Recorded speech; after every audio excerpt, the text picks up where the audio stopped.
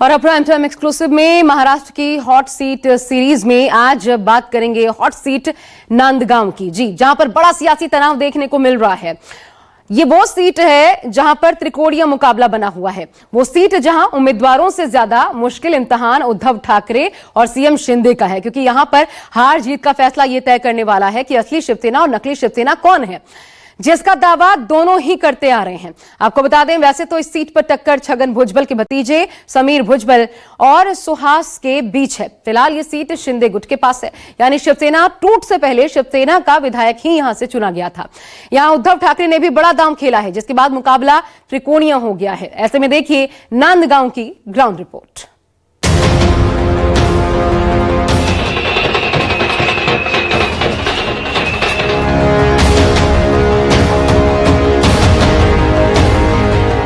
हर एक के जीवन में जो है, जब तक अपन रिस्क नहीं लेते तब तक कुछ नहीं होता है। और ये मैंने रिस्क यहाँ के जनता के लिए लिए।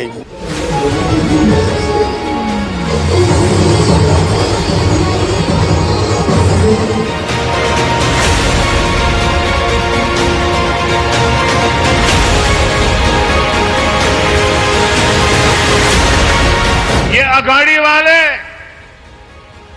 बूंद बूंद पानी के लिए आपको तरसाएंगे।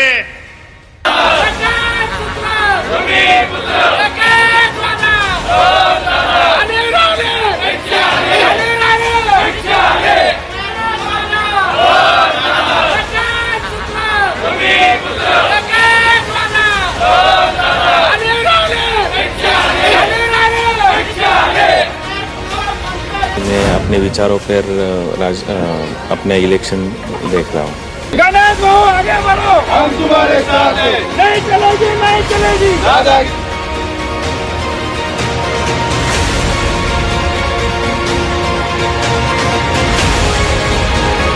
वो भी रह चुके हैं, 5 साल ये भी रहे। यहाँ पे भ्रष्टाचार और भय, मतलब डर है, लोगों में डर है। और भ्रष्टाचार इतना बढ़ गया, किसी कुछ काम करने का कुछ ये नहीं रहा।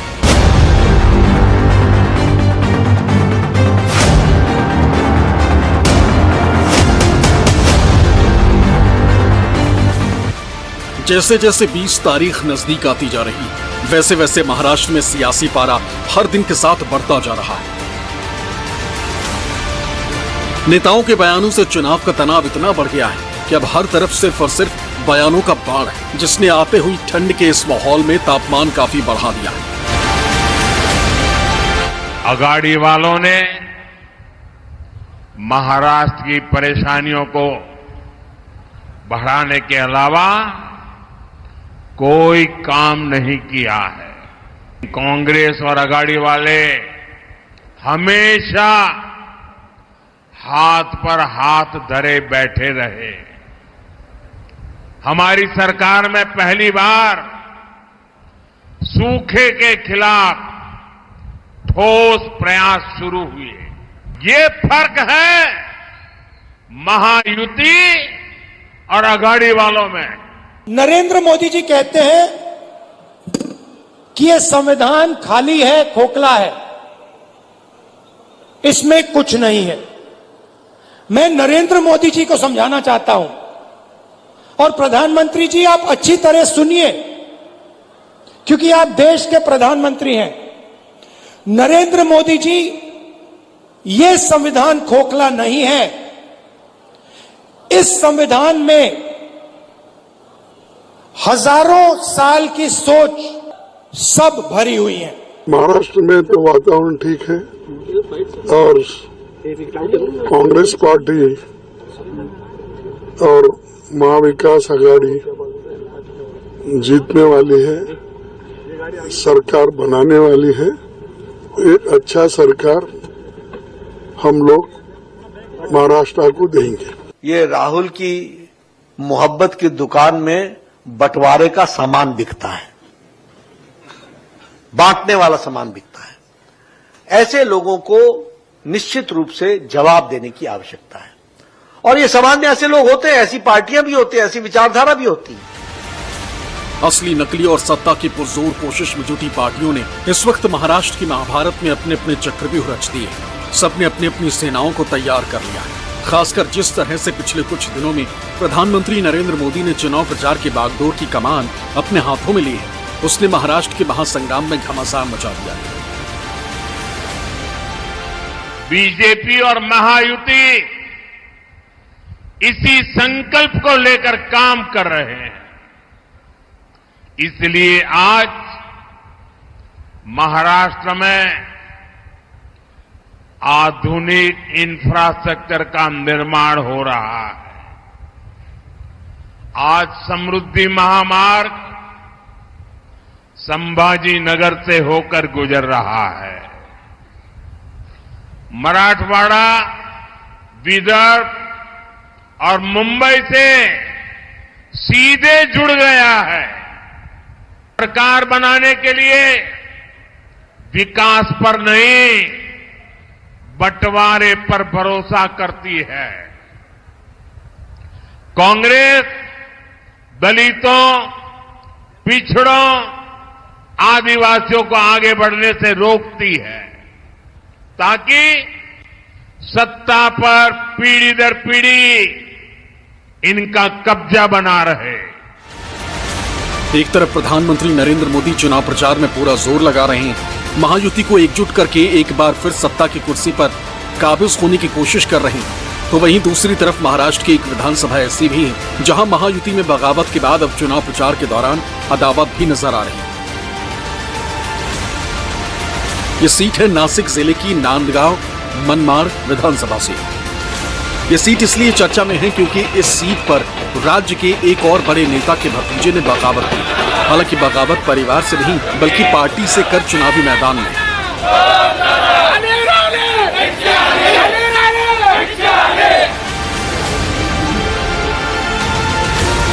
गणेश भाऊ आगे बढ़ो, हम तुम्हारे साथ हैं। नहीं चलेगी, नहीं चलेगी दादागिरी। हम बात कर रहे हैं छगन भुजबल के भतीजे समीर भुजबल की। समीर अजित एनसीपी गुट के मुंबई अध्यक्ष थे। नांदगांव मनमाड़ विधानसभा सीट से चुनावी टिकट चाह रहे थे, लेकिन जब टिकट नहीं मिला तो निर्दलीय ही चुनावी मैदान में उतर चुके हैं। हमको चाहिए फिर चुनाव डिक्लेयर होने के बाद भी यहाँ से जो है हजार एक लोग जो है मुंबई में जाके जो है दादी दादा को मिले और उनको यहाँ की परिस्थिति का ब्यौरा दिया और उन्होंने कहा कि वे हम एक तो इनका उम्मीदवार चेंज करो, हम पीछे हट जाते हैं। हमें सिर्फ इस उम्मीदवार के बारे में हमारी शिकायत है। आपको देना है ना, हम यूटी में है, यूटी में हम साथ में है, तो हमें कुछ वादा नहीं। हमको सिर्फ ये आदमी जो इधर काम नहीं कर रहे हैं और इधर की जो दहशत है वो हमको नहीं चाहिए। इसके लिए ये चुनाव में आप इसको बदल दो, हम सपोर्ट करते हैं। इस बगावत के बाद इस सीट पर मुकाबला महाविकास अघाड़ी के साथ साथ महायुति बनाम महायुति हो चुका है और अब ये मुकाबला त्रिशंकु नजर आ रहा है।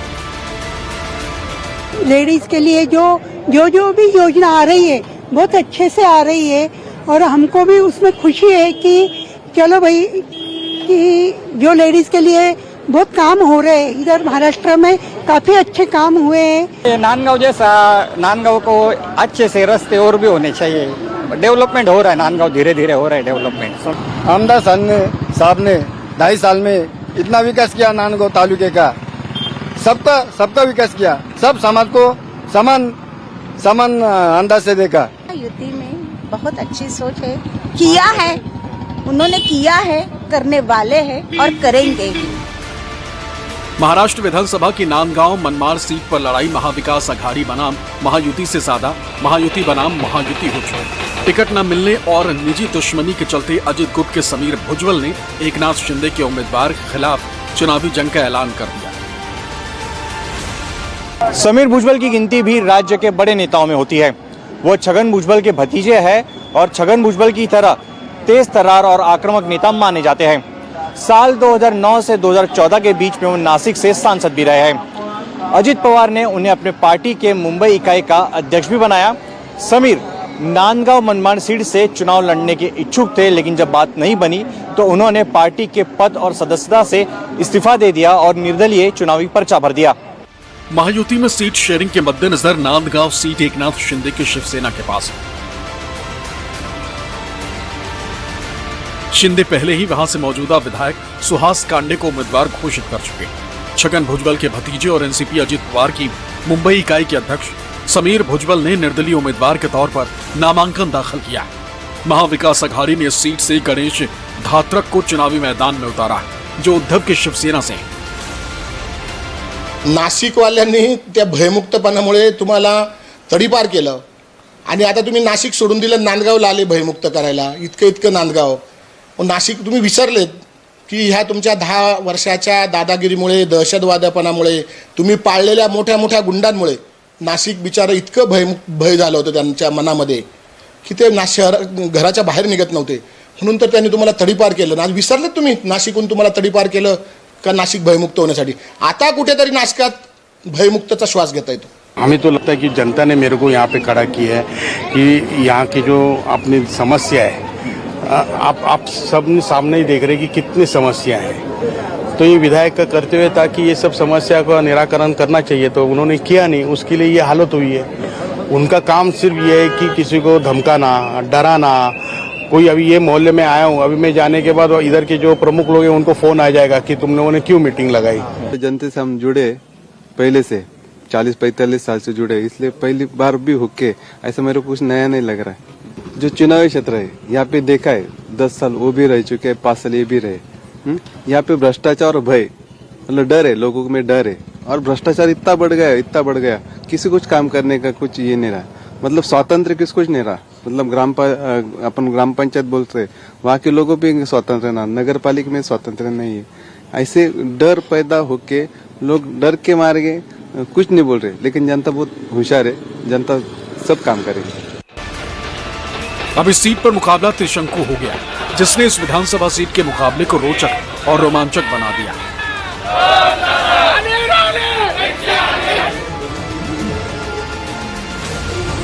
गणेश भाऊ आगे बढ़ो, हम तुम्हारे साथ. 1,30,000 मराठा समाज जो है उनकी वोटिंग है इस तालुके में, और उनका कैंडिडेट डॉक्टर रोहन बोर से खड़ा हुआ है.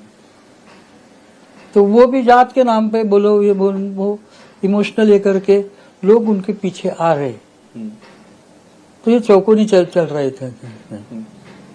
और वो मराठा की वोट लेंगे क्या, तो ये वोट किसकी कम होती है? ये कम होती है अपने कांदे की होती है, क्योंकि अभी तक कांदे तरफ सब रहा, वो कम होती है. भुजबल आने से माली समाज का जो है वो कांदे की जो वोट थी वो कट रही है. जैसे जैसे चुनाव नजदीक आता जा रहा है, समीर भुजबल अब जोरों शोरों से प्रचार में जुट गए, जो कि सीट के चलते खुद से पार्टी से इस्तीफा देकर चुनावी मैदान में. इसलिए चुनावी मुकाबले से ज्यादा ये सीट उनके लिए प्रतिष्ठा का सवाल बन चुकी है. समीर भुजबल अपनी जीत का दावा कर रहे हैं. उनका कहना है कि उनकी शिकायत मौजूदा विधायक से है, जिनके कई आपराधिक मामले हैं. यदि सुहास की जगह महायुति किसी और को टिकट देती तो वो बगावत नहीं बल्कि महायुति के उम्मीदवार का प्रचार करते. समीर जी, बहुत कम वक्त बचा है चुनाव में, लोगों तक आप पहुंच रहे, क्या कुछ चुनावी माहौल है, क्या कुछ चुनावी मुद्दे हैं लोगों के साथ, लोगों के बीच में आप जा रहे? तो नहीं, आपने देखा होगा कि आप कब से यहाँ पर है. मैंने शुरू में ही आते ही लोगों से पूछा कि बाबा हम तो आके इधर भाषण करके जाएंगे कि हमको वोट दो, हम ये करेंगे वो करेंगे, लेकिन उसके पहले आपकी क्या समस्या है वो पहले बोलिए. तो महिलाओं ने जो आपको देखा होगा कि पानी की समस्या, आज 25 दिन हुआ यहाँ पानी नहीं आया हुआ है. फिर पानी जब आता है तो उसको प्रेशर नहीं होता है. ग्राउंड में जो पाइपलाइन है वो कहाँ पे डैमेज हुई, जूनी हो गई, डैमेज हो गई, तो पानी जो आता है वो खराब आता है क्योंकि वो लीकेज होगा. समीर भुजबल के इसी तरह चुनाव में उतरने से नांदगांव मनमाड सीट पर मुकाबला कांटे का हो गया. समीर भुजबल के जिनके खिलाफ नाराजगी है वो है सुहास कांडे, जो यहाँ के मौजूदा विधायक और महायुति के औपचारिक उम्मीदवार हैं. सुहास शिंदे की शिवसेना से ताल्लुक रखते हैं और शिंदे के बेहद करीबी विधायकों में से एक. शिवसेना में जब फूट पड़ी तो सुहास उन विधायकों में थे जो सबसे पहले शिंदे के साथ गए थे. सुहास फ्रंट फुट पर आकर उद्धव और उनके खेमे के खिलाफ आक्रामक भी थे और खुलकर उद्धव की नीतियों के आलोचना करते रहे और शिंदे का बचाव भी करते रहे. टिकट बंटवारे में भी शिंदे सुहास के पक्ष में मजबूती से खड़े हुए थे. अब इस सीट पर कांटे की टक्कर है, मुकाबला रोचक भी और रोमांचक. ऐसे में अब देखना दिलचस्प होगा कि अब नंदगांव सीट पर सियासत का समीकरण किस ओर करवट लेता है, क्योंकि बगावत हो या दावत, जीतेगा तो वही जिसे जनता सुहास कांदे और विवादों का पुराना नाता है। अक्सर अपने दबंगई के चलते सुहास कांदे सुर्खियों में रहते हैं। उन्होंने अपना राजनीतिक सफर कार्यकर्ता के रूप में राज ठाकरे की पार्टी एमएनए से शुरू किया था, बाद में शिवसेना ज्वाइन की और शिवसेना की ही टिकट पर साल 2019 में पहली बार विधानसभा की सीढ़ियां चढ़े। यानी असली और नकली की एक परीक्षा इस सीट पर भी होनी है। अब आपको नांदगांव विधानसभा में देखिए, कुल ये सीट जो है विधानसभा में कितने वोटर्स यहां पर आते हैं इसका पूरा गुणागणित दिखाते हैं। देखिए, कुल मतदाता है 3,43,056। मराठा इनमें 1,20,000 वोटर्स हैं। पुरुष मतदाताओं की बात करें 1,79,249। महिला वोटर्स 1,63,803। नंदगांव विधानसभा सीट पर आदिवासी समुदाय के लोगों की भी बहुतायत है। वोट शेयर के हिसाब से अगर मैं आपको समझाऊं तो देखिए, आदिवासी समाज 17% यहां पर ताकत रखता है। दलित वोट बैंक की बात करें 12%, मुस्लिम 5%, ग्रामीण वोटर्स 75, शहरी वोटर्स 25। ग्रामीण और शहरी वोटर्स में ज्यादातर ग्रामीण इलाकों में आते हैं, यानी कि मतदाता जो ग्रामीण इलाके के हैं वही तय करेंगे कि चुनाव में किसकी जीत और किसकी हार होगी। अब नांदगांव में इसलिए भी इंटरेस्टिंग है क्योंकि 14 उम्मीदवार चुनावी मैदान में है, लेकिन मुख्य मुकाबला 3 प्रतिद्वंदियों के बीच है। कौन कौन से आपने सुना भी, हम आपको दिखाते हैं कि करके इनके बारे में जानकारियां भी। शिवसेना शिंदे गुट से मौजूदा विधायक है सुहास, निर्दलीय एनसीपी के बागी समीर भुजबल, गणेश धात्रक जो है वो शिवसेना यूबीटी पहली बार विधायक का ये चुनाव लड़ेंगे क्योंकि पहले पार्षद थे। अब आगे देखिए, सुहास कांडे सीएम शिंदे के करीबी माने जाते हैं। समीर भुजबल एनसीपी मुंबई अध्यक्ष पद से इस्तीफा देकर के अब निर्दलीय मैदान में कूदे हैं क्योंकि यहां पर सीट उनको टिकट मिलना आसान नहीं लग रहा था। ऐसे में निर्दलीय चुनावी मैदान में ताल ठोकरे उतर गए। गणेश धात्रक राजनीतिक परिवार से आते हैं और विधायक उनके माता पिता रह चुके हैं, ऐसे में इसका फायदा उनको मिल सकता है। इसके अलावा अगर सुहास कांडे की बात करें, कई आपराधिक मामले उनके ऊपर दर्ज है। दबंग छवि ये रखते हैं, लेकिन क्या मतदाता इनको चुनेंगे? ऐसे में इसके साथ ये प्रश्न है। इधर समीर भुजबल नासिक से पूर्व सांसद रह चुके हैं, एक बड़ा औरा है, इनका जाना पहचाना नाम है। गणेश धात्रक की बात करें, साफ छवि के नेता माने जाते हैं और फिलहाल में ये पार्षद हैं। यानी इस सीट पर लड़ाई त्रिकोणीय है और त्रिकोणीय लड़ाई में सिर्फ उम्मीदवारों का टेस्ट नहीं है, बल्कि असली और नकली शिवसेना का भी मुकाबला होना है। कुछ और तथ्य देखिए, शिवसेना सुहास कांडे शिवसेना गुट से बगावत के वक्त तक शिंदे के ये साथी थे, यानी साथी में अलग पार्टी जब शिवसेना शिंदे गुट का गठन हुआ उनके साथ साथ आए। समीर भुजबल छगन भुजबल का इनके भतीजे रहे हैं और ऐसे में एक जाना पहचाना नाम भी है। गणेश धात्रक की बात करें तो उद्धव गुट ने इन पर भरोसा जताया है, लेकिन किसका भरोसा कामयाब होगा ये जनता ही तय करेगी क्योंकि फैसला 23 को होगा और कड़ा मुकाबला होगा। महाराष्ट्र के चुनावी समर में हर एक पार्टी के उम्मीदवार दो दो हाथ करने को तैयार है। हर एक सीट मोर्चे की तरह नजर आ रही, हर पार्टी ने कमर कस ली। इस चुनावी माहौल में हर एक दांव पेच आजमाया जा रहा। ऐसे में सबकी नजरें नंदगांव विधानसभा पर टिकी है कि ये सीट किसके खाते में जाती। गठबंधनों में अपनी अपनी हिस्सेदारी मजबूत करने के लिए दांव पेच शुरू कर दिया गया। नांदगांव मनमाड़ सीट पर भी भुजबल परिवार का दबदबा। साल 2009 और 2014 के विधानसभा चुनाव में छगन भुजबल के बेटे पंकज यहां से विधायक चुने गए थे, लेकिन 2019 के चुनाव में सुहास कांदे ने करीब 14,000 वोटों से पंकज भुजबल को मात दी। इस दौरान भुजबल परिवार और सुहास कांडे में तल्खियां बढ़ती गईं। इससे समझा जा सकता है कि नासिक के डेवलपमेंट के एक मीटिंग में सुहास और छगन भुजबल सबके सामने भिड़ गए। तहसील कार्यालयात झालेल्या या बैठकीत छगन भुजबल यांनी हाल ही में उन पर पंकज भुजबल के समर्थक को धमकाने का आरोप लगा, जिसका ऑडियो भरी सभा में मंच पर सुनाया गया। पण त्यासाठी जिल्हा अधिकारी आणि इतर अधिकाऱ्यांशी चर्चा करावी लागेल आणि ते तातडीने शक्य नसल्याचं भुजबळ म्हणाले।